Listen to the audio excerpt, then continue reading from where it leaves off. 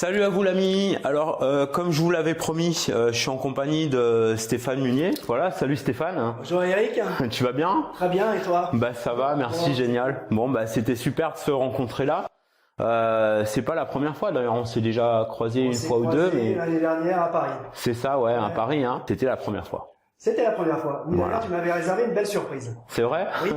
Bon bah tant mieux. Alors bon, tant que c'était une bonne surprise, ça va. Tant que c'est pas des mauvaises, ça va, hein, voilà. Donc voilà, ce que je voulais partager avec vous aujourd'hui, c'est que Stéphane, c'est quelqu'un qui a fait il fait partie des personnes qui ont été un déclic pour moi, voilà, qui a fait une différence pour moi. C'est un vétéran, on peut dire un vétéran sans te vexer. Non, moi souvent je me dis dinosaure. Mais bon, D'accord, ouais, t'es encore plus cruel envers toi-même, alors ok, mais bah c'est bien d'être vétéran parce que justement t'as l'expérience et tout. Et je sais que dans mon audience, il y a des personnes qui te connaissent déjà, qui ont déjà entendu parler de toi, mais il y a des personnes aussi qui n'ont pas connu cette époque-là du web et qui aimeraient bien peut-être, connaître un petit peu la différence entre comment c'était hier et comment c'est aujourd'hui. L'avant et le maintenant. L'avant et l'après, parce que l'avantage que tu as, c'est que tu dures, quoi. C'est-à-dire, je veux dire, depuis que tu es sur Internet, tu as toujours été là, tu es toujours là. Donc il y a peut-être des personnes qui se demandent comment on fait pour vraiment arriver à durer et tout. Un des premiers trucs que je voulais ce que je voulais partager déjà, mais même si je l'ai déjà dit dans une autre vidéo, mais des fois c'est bien de répéter les trucs, c'est si vous avez une personne ou plusieurs personnes avec qui vous commencez à travailler sur Internet, que vous avez jamais rencontré, arrangez-vous pour rencontrer les personnes avec qui vous bossez, parce que ça fait vraiment une super différence, parce qu'on est tellement habitué un petit peu dans notre bulle virtuelle que franchement c'est génial de se rencontrer entre personnes qui ont les mêmes activités, quoi. Et voilà, donc si vous pouvez le faire, faites-le. Et donc je voulais profiter aussi de si ça te dérange pas, pour te soutirer quelques verres du nez comme ça. Alors voilà, donc vous savez que j'ai pas l'habitude moi de faire des interviews vidéo, c'est peut-être la deuxième que je fais en vidéo, c'est pas trop, donc je suis peut-être pas super professionnel de l'interview. Mais ce qui est important, ce qui est important pour moi, c'est pas tellement de faire une interview pro, c'est d'amener un maximum de valeur, un maximum d'infos, d'inspiration. Et l'inspiration, ça peut toujours amener un déclic, parce qu'on en parlait tout à l'heure, qu'un déclic, des fois, ça vient d'une phrase lue dans un e-book ou d'une intervention dans un séminaire ou dans une vidéo. On entend quelque chose et on se dit, ah oui, tiens, j'avais pas vu les choses comme ça pourrait et paf, là, ça peut. Donc un maximum de déclics possibles. Le premier, c'est alors ça fait un peu bateau comme question, désolé. Quel conseil donnerais-tu à une personne qui démarre concrètement, quel conseil tu donnerais au gars qui se lance là sur Internet, qui connaît pas trop et qui voilà. Quel conseil je pourrais donner? Ouais. Déjà, il y en a plusieurs. Oui. Le premier conseil, c'est d'avoir un esprit entrepreneur. Ouais. Je veux dire, quand on vient du monde du salariat, on a l'assurance d'un salaire tous les mois, etc. Quand on se met à son compte sur le web, je veux dire, là, on va vivre une vie d'entrepreneur. Alors, par contre, le conseil, c'est surtout si vous démarrez sur Internet, c'est surtout pas si vous êtes salarié d'aller démissionner et de vous lancer sur Internet, c'est de mettre petit à petit les pierres à l'édifice pour construire un business qui soit durable avec des fondations solides sur le web. Donc voilà, c'est le conseil, il est là. Surtout, n'allez pas vous lancer à l'aventure. Il faut vraiment quand même vous former un minimum, commencer à bien voir la stratégie que vous voulez mettre en place. Il faut avoir un mindset aussi d'entrepreneur. C'est le conseil que je pourrais donner, quoi. Après, c'est vrai que chacun a un état d'esprit différent, mais il faut quand même avoir un focus. C'est-à-dire que quand on est entrepreneur, il faut de temps en temps le matin, tous les matins se mettre un coup de pied aux fesses et pas se lever à 11 heures du matin. C'est plein de choses comme ça. Ça, c'est après, quand on a tout automatisé, c'est après, c'est bon, hein. Mais au début, mais je me lève pas à 11 heures quand même. Enfin, pas tous les jours, de temps en temps. C'est vrai que je mets plus de réveil, moi, depuis que je travaille sur Internet, et c'est vrai que c'est assez génial pour ça. Excellent conseil, Steph, parce que c'est vrai, il y a eu des drames comme ça, c'est-à-dire des gens qui ont quitté leur boulot du jour au lendemain et qui après l'ont regretté. Parce qu'ils étaient pas forcément trop prêts à tout ça, et donc c'est un peu paradoxal, parce qu'on dit que dans l'entrepreneuriat, justement, la première clé, c'est de se mettre en action, et c'est pas se mettre en action et réfléchir après, mais se mettre en action et après penser aux détails. Mais là, dans un contexte comme celui-là, c'est quand même l'enjeu, c'est quand même un métier qu'on a et c'est tellement devenu difficile de trouver un job classique aujourd'hui que l'ami, si vous songez à quitter votre job pour être entrepreneur, c'est un bon objectif. Mais avant, il faut vraiment bien préparer quoi. Comme on en a parlé tout à l'heure avec Eric, moi, avant de me lancer il y a un peu plus de 10 ans, de me déclarer entrepreneur sur le web, j'étais salarié avant et j'ai commencé sur 1 an et demi à amasser stratégie, de la trésorerie. Quand j'ai stabilisé mon business, à ce moment-là, j'ai posé une année sabbatique et après j'ai démissionné. Donc je suis pas parti de rien. J'ai vraiment construit petit à petit ma sortie du salariat vers le métier d'entrepreneur sur Internet.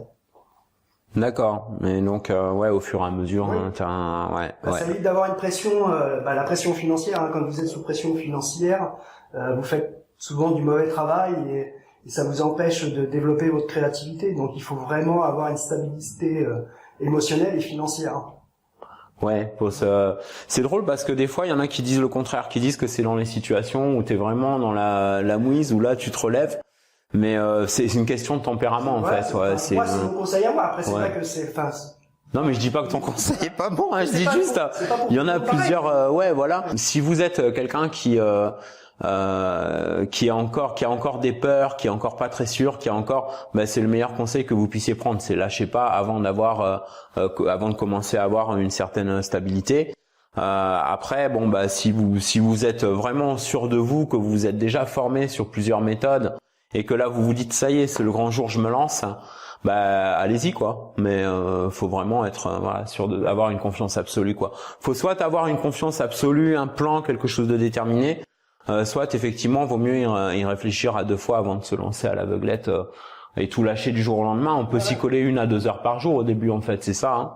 Tout à fait. Ça peut être complémentaire.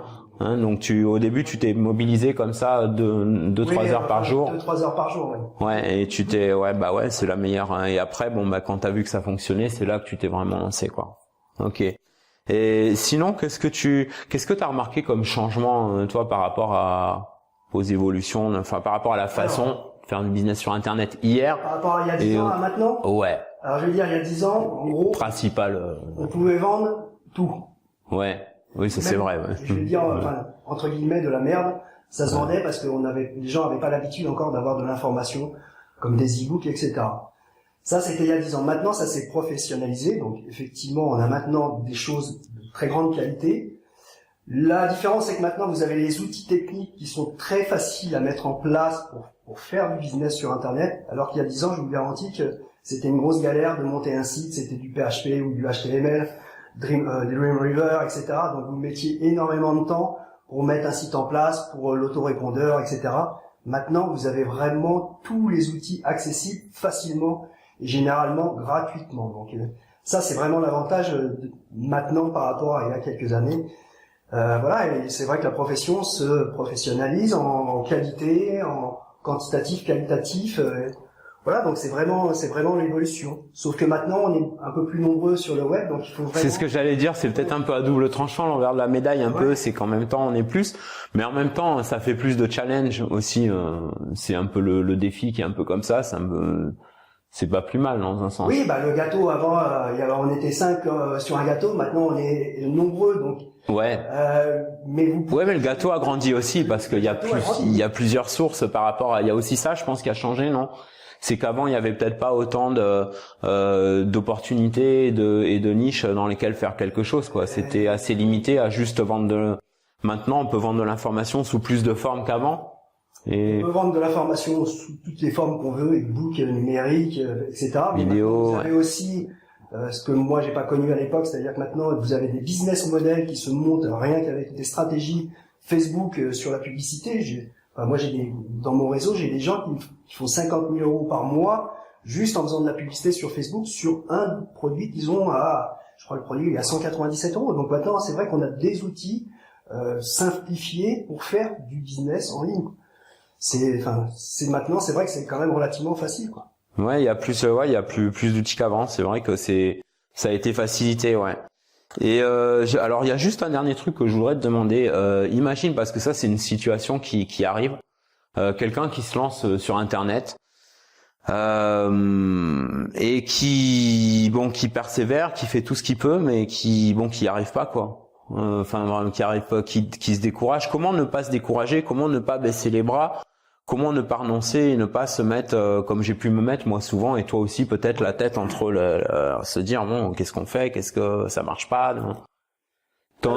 Pour remettre un déclic, pour se remettre dans ses baskets, l'entrepreneur solo, qu'est-ce qui peut l'aider? Parce que je sais que aussi d'une personne à l'autre ça peut varier, mais ton meilleur conseil toi, ça serait quoi? Le conseil que je vais vous donner, c'est par rapport à aussi mon parcours à moi de vie. Moi, il y a encore 5 ans, je ne travaillais sur Internet que derrière mon écran, c'est-à-dire que j'étais derrière mon écran et je ne rencontrais jamais personne. Il y a 5 ans, j'ai découvert une personne qui s'appelle Michael Messa qui a commencé à me faire sortir de chez moi. Et donc du coup, effectivement, j'ai construit un réseau, des relations, et c'est vrai que quand on a un coup de mou, quand il y a une stratégie qui fonctionne pas bien, eh bien on peut se tourner tout simplement vers les gens de son réseau pour aller trouver du soutien, trouver de l'aide, du support. C'est voilà, j'ai un problème ici, bah tiens, ah oui, il m'a parlé de ça, il va pouvoir m'aider. Il faut absolument sortir, aller à la rencontre d'autres entrepreneurs qui vous permettent de rester en permanence boosté. Sinon, si vous restez seul derrière votre ordinateur, il y a un moment où des fois vous allez perdre pied, quoi, en vous disant ça marche pas, ça fonctionne pas. Voilà, et avoir la tête dans le guidon, ça vous permet pas non plus d'être créatif. Donc il faut vraiment sortir, aller à la rencontre de gens comme Eric Nicolas, par exemple, renseigner sur une stratégie qui peut, il faut vraiment sortir et s'entourer surtout de gens positifs, des entrepreneurs positifs. Je vous parle pas des gens qui vont vous tirer vers le bas, c'est surtout des gens positifs et qui vont vous amener et vous élever un peu plus haut dans votre business. Ok, merci. Alors Michael, si tu nous regardes, merci pour l'avoir sorti du placard un peu, c'est bien. Et puis voilà, excellent conseil aussi. Alors comme on disait, après c'est chacun. Mais c'est vrai que je me reconnais un peu dans ce que tu dis, Steph, parce que moi j'étais un peu comme ça aussi à un moment donné. Et c'est vrai que ça libère un peu quand même si on a l'occasion de rencontrer des gens qui font la même chose. Et alors justement, c'est drôle, mais j'avais pas forcément prévu de te demander ça. C'était un peu égoïste de ma part d'ailleurs, mais je vais te le demander. On peut peut-être profiter de ton passage pour nous parler des événements que tu organises régulièrement, les BCC, là, les rencontres. Alors oui, d'abord il y a le Business Club Café, donc Michael Messa et Olivier Janzinski ainsi que moi, on est les cofondateurs. Donc ce sont les petits déjeuners d'entrepreneurs qui, selon la ville, s'organisent soit le samedi, soit le dimanche matin. Ce sont toujours des entrepreneurs, soit qui démarrent, soit qui sont déjà bien établis, mais qui ont tous une stratégie tournée vers le numérique. C'est uniquement le domaine du BCC, c'est uniquement des stratégies tournées vers le numérique. Donc ça, vous en avez un à Paris, Lyon, Grenoble, Toulouse, Montpellier, Nantes, Lorient. Et c'est vrai que ça permet de construire aussi son réseau. À peu près toutes les 5 semaines, on se rencontre. Ça permet de construire son réseau et de développer ses contacts. Donc ça, c'est pour le Business Club Café. Puis on organise aussi une fois par chaque an, le Mastermind Sud de France, où là, on réunit à peu près 110 entrepreneurs pendant 48 heures, sur lequel on va travailler sur des stratégies, sur des techniques. Il y a conférences, il y a mastermind, et puis échange, voilà. Donc tout ça, c'est sympa, ouais. C'est un apport et une richesse. J'ai rencontré des gens fabuleux dans le milieu du web entrepreneur, de l'infoprenariat, etc. Bah oui, parce que c'est vrai que c'est un job des fois dans lequel on se sent un peu isolé. On se dit c'est solo, on dit c'est le terme américain, je crois, solopreneur. C'était un petit peu importé de. Et donc on a choisi de travailler en solo parce qu'on est indépendant, mais c'est pas parce qu'on a choisi d'être indépendant qu'on doit rester tout le temps seul dans son coin, quoi. Sauf si on a un esprit. Moi, je sais que perso, j'ai un esprit un peu. Je commence à travailler un peu sur moi là-dessus aussi. Mais un esprit un peu pas sauvage, mais un peu loup solitaire. Voilà, c'est mon cockpit et puis après après j'ai ma vie normale, mes loisirs, mes machins, mais c'était assez.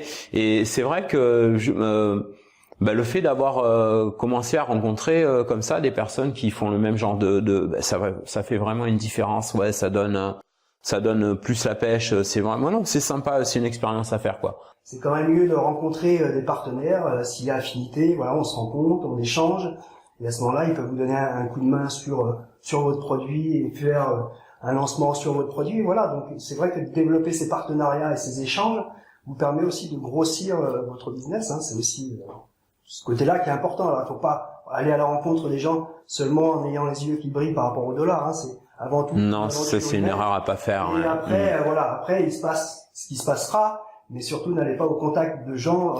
Tiens, est-ce que tu peux vendre mon produit? Ça fonctionne pas. Non, c'est vrai. Non, il faut d'abord faire connaissance et puis échanger et voir s'il y a des centres d'intérêt communs et moyen d'avancer ensemble sur un projet commun. Ou même si, vous savez, un partenariat, c'est pas forcément s'associer avec quelqu'un, monter une société juridiquement ensemble, etc. Surtout sur Internet, c'est devenu beaucoup plus léger. Maintenant, on peut avoir un partenariat en toute éthique, soit avec un système de commissionnement ou de reversement ou de contrats électroniques, et voilà, bon, je veux dire, c'est devenu beaucoup moins complexe qu'avant où il fallait déposer des statuts. Bon, c'est simplifié, donc voilà, donc si vous êtes quelqu'un qui aime bosser en solo mais qui en même temps aimerait bien rencontrer des gens qui font pareil que vous, il y a ces petits événements là c'est dans les villes de France, mais ça va s'étendre ailleurs, je crois aussi, non? Alors, on en a aussi en Belgique, ouais. Il y en a eu un en Suisse, il y en a eu un en Corse. Bien, voilà. Excellent, donc en francophonie, quoi. Ouais. Hein. Ouais.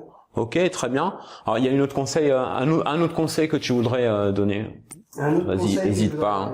Lâche-toi. Un truc qui était pas, il y a rien qui était prévu en fait. Tu vois, regardez le papier, les amis. Il y a 3 mots dessus. Franchement, c'est vraiment pas de la récitation, c'est improvisé. Mais bon, des fois c'est sympa aussi. Alors oui, donc voilà. Oui, j'en ai un conseil. Ah voilà. Surtout, ne vous laissez pas bercer par souvent des promesses qu'on voit en disant gagner 10 000 euros en travaillant 2 heures par jour. Ça ne fonctionne pas. Ah oui, comme les machins binaires là que t'as dans qui s'ouvrent en pop-up des fois quand tu vas sur des journaux économiques et tout. Ah ouais, je vois ce que tu veux dire. Ouais. Soyez très prudent là-dessus. Être un entrepreneur demande du travail, même si après quelques mois et voire peut-être quelques années, ça dépendra de votre rythme, vous allez pouvoir automatiser un maximum de choses et gagner du temps pour vous. Au début, il va falloir quand même travailler. Mais je vous le dis tout de suite, la semaine des 4 heures, ça n'existe pas. Mais c'est vrai que c'est un peu. Moi aussi, j'ai toujours pensé que c'est un peu ami. La semaine de 10 heures, c'est faisable. Mais là, c'est faisable, mais mais pour arriver à la semaine de 10 heures, avant d'arriver à une semaine de 10 heures, il y a une préparation. C'est ça le truc. C'est-à-dire que oui. Est-ce qu'il existe des moyens de gagner de l'argent facilement et rapidement? Oui. Mais après avoir mis quelque chose en place qui demande du travail. C'est pas genre je m'inscris à un programme et je vais toucher 5 000 euros en affiliation dans 2-3 jours. Malheureusement, c'est une vague sur laquelle surfent des personnes qui en fait ne vivent que des formations qu'elles vendent et qui vivent pas vraiment des modèles qu'elles vous enseignent. Et donc c'est pour ça il faut faire un petit peu attention à tout ça. Je pense que c'est un conseil judicieux aussi. Ouais, tout à fait. Puis quand on aime ce qu'on fait, je vous garantis qu'on n'a pas l'impression de travailler. Non, c'est vrai. On est fan de ce qu'on fait. Ouais, on est fan de son job. Ouais, c'est quand même une autre dimension. C'est vraiment quelque chose. Si vous êtes dans ce cas de figure, c'est-à-dire vous sentez que vous avez l'âme d'entrepreneur, vous sentez que vous voulez votre business à vous, mais vous n'avez pas encore osé vous jeter dans l'eau froide. Franchement, aujourd'hui c'est le meilleur moment pour le faire et vous avez la possibilité de le faire sans prendre de risques, c'est-à-dire sans devoir lâcher la proie pour l'ombre et donc essayez au moins essayez et vous formez au maximum, vous formez auprès de personnes qui ont une expertise, qui ont des résultats, qui montrent des résultats et qui peuvent vraiment vous apprendre un truc utile C'est ça le conseil en gros que tu donnes. Je sais pas pourquoi je suis venu, il a donné un très bon. Non, j'essaye de résumer, moi, tu sais, j'essaye de résumer ce que t'as, mais c'est pas pour parler à ta place, mais c'est résumé, on va dire. Alors, ok, c'est super, écoute, franchement, merci beaucoup, Steph, c'est gentil. Écoute, c'est avec plaisir. C'est sympa, merci pour eux et elles, parce que on a entrepreneurs et entrepreneureux, faut pas oublier. Donc, merci pour eux et elles. Et donc je te laisse le mot de la fin alors. Bien, écoute, je sais pas quoi dire en fait. Je laisse le mot de la fin. Dans cette interview, ils trouveront au moins une pépite. Ouais, quelque chose d'utile pour eux. Voilà, qui va vous permettre. Qui va faire le clac. Pour avancer, pour aller plus loin, etc. Et je revenais justement sur la semaine des 4 heures. Je me souviens, moi, c'était juste pour la petite anecdote. Quand j'étais salarié, en gros, toutes les demi-heures, je regardais ma montre et je disais, il est que ça. Maintenant, je travaille.